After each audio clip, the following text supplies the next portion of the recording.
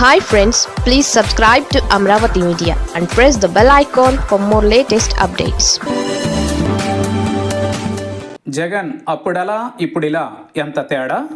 YCP అధినేత YS జగన్లో ఈ కోణాన్ని పార్టీ నేతలు కేడర్ ఎప్పుడూ చూడలేదని అంటున్నారు. ఆయన ఎప్పుడూ దూకుడు రాజకీయమే చేస్తారు. ప్రతికూలతను ఆయన ఎదురెదుతూ ముందుకు సాగుతారు. ఆయన కోరి వాటిని తెచ్చుకుంటారా, లేక సవాళ్లను అందిపుచ్చుకోవడం ఆయన మార్క్ రాజకీయ అలవాటుగా ఉందా అని అంతా చర్చించుకునే పరిస్థితి ఒకనాడు ఉండేది. ఇదంతా ఎందుకంటే 2009లో తన తండ్రి ఉమ్మడి ఏపీలో దిగ్గజ నేత వైఎస్ఆర్ మరణించాక జగన్ కాంగ్రెస్ని వీడి అతిపెద్ద కష్టాలలో పడ్డారని అంతా విశ్లేషించారు.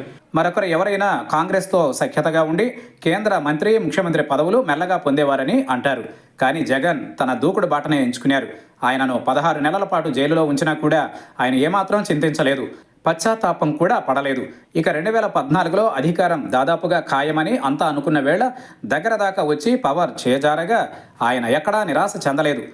ఆ రోజున ఫలితాలన్నీ టీడీపీకి అనుకూలంగా వస్తున్న వేళ జగన్ మీడియా ముందుకు డేరింగ్గా వచ్చి దెబ్బ కొట్టారు. తీసుకుంటాం, మా ఛాన్స్ వచ్చినప్పుడు తిరిగి ఇంకా బలంగా కొడతామని చాలా పాజిటివ్గా చెప్పుకొచ్చారు. ఆ తీరుగా ఆయన అసెంబ్లీకి హాజరయ్యారు. ప్రజాక్షేత్రంలో 5 ఏళ్ల పాటు పోరాడారు. అప్పటికి ఆయన రాజకీయ అనుభవం కేవలం 5 ఏళ్లు మాత్రమే. కానీ 2019లో అధికారం చేపట్టి ముఖ్యమంత్రిగా కూడా చేసి ఓడాక మాత్రం జగన్లో ఆ తరహా దూకుడు రాజకీయం ఎక్కడా కనిపించడం లేదని విశ్లేషణలు ఉన్నాయి. పార్టీ ఓడి ఈ నెల 4తో 8 నెలలు నిండిపోతున్నాయి. జగన్ ఈ 8 నెలల కాలంలో జనంలోకి వచ్చినది పెద్దగా లేదని అంటున్నారు. అంతేకాదు అసెంబ్లీకి వెళ్ళలేదు, మీడియాతో అప్పుడప్పుడు ఇంటరాక్ట్ కావడం తప్ప ఆయన పెద్దగా చేసిందేమీ లేదని అంటున్నారు. ఆయన ఎక్కువగా బెంగళూరు ప్యాలెస్లో గడుపుతున్నారు అన్న ప్రచారం సాగింది. ఇక లండన్లో అయితే ఆయన ఈసారి టూర్లో ఎక్కువ సమయం గడిపారు అని అంటున్నారు. ఒకవైపు పార్టీకి పిల్లర్స్గా ఉన్న నాయకులంతా వీడిపోతున్నారు, ఉన్నవారు డీమోరలైజ్ అవుతున్నారు.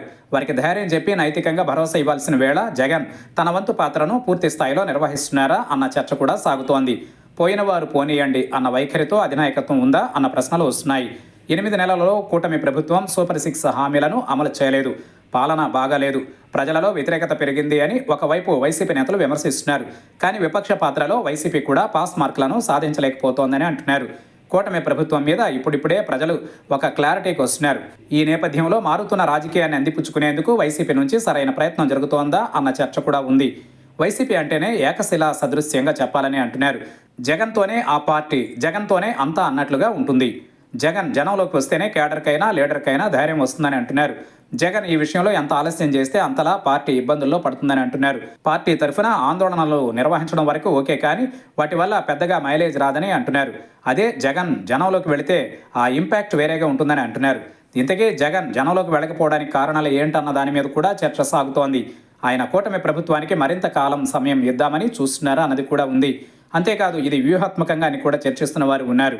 ఏది ఏమైనా జనవరి 3వ వారం నుంచి జనంలో ఉంటాను అని చెప్పిన జగన్ లండన్ టూర్ పెట్టుకున్నారు.